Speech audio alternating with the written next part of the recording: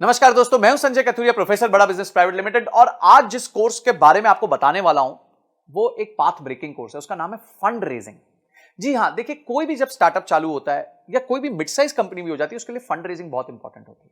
तो fund raising जो होती है वो दो तरीके से हो सकती है। पहला, आप उधार ले सकते हैं।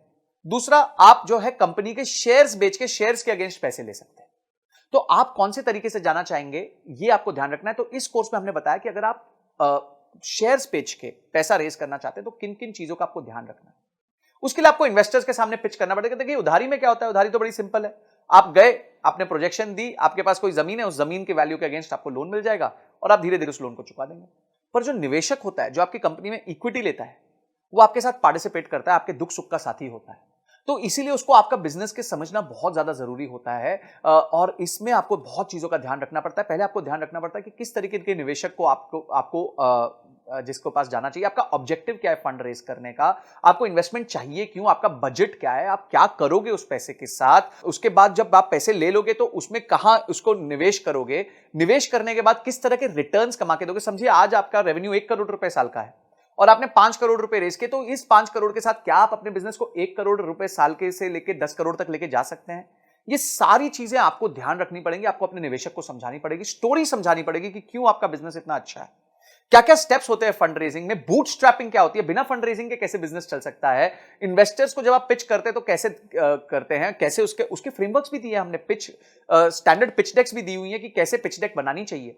उसके बाद आपके प्रोटोटाइप्स क्या होते हैं पिचिंग के, आपके टर्म शीट क्या होती है, ड्यू डिलिजेंस क्या होता है जब लोग आपके बिजनेस को आके समझते हैं। उसके बाद किस तरीके का पेपर वर्क होता है, आपका शेयर होल्डर एग्रीमेंट क्या होता है, शेयर सब्सक्रिप्शन एग्रीमेंट क्या होता है, कंपनी की वैल्यू कैसे तय की जाती है कि भाई ये कंपनी 100 रुपए की है कि 200 रुपए की है।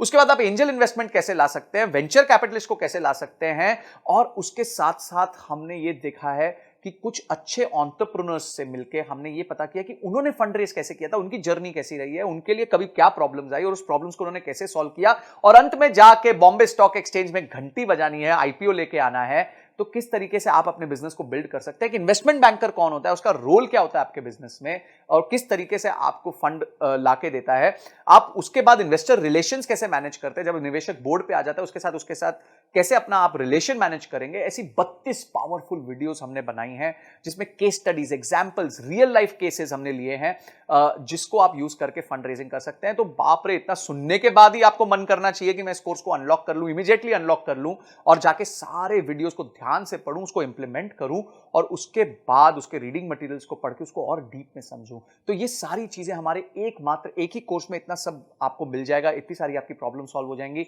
आपका गोल है अगर कि कंपनी के लिए फंड रेज करना है, तो आप इस वीडियोस को देख के बहुत अपने आप को इक्विप कर सकते हैं, प्रिपेयर कर सकते हैं। इसके साथ हमने 450 फंड्स की लिस्ट भी दी है जिनको आप अप्रोच कर सकते हैं, उनके फोन नंबर के साथ, उनके किसको आपको अप्रोच करना है उसके साथ। ये सारी चीजें हमने इसके साथ फ्री रिसोर्सेज दिए हुए हैं।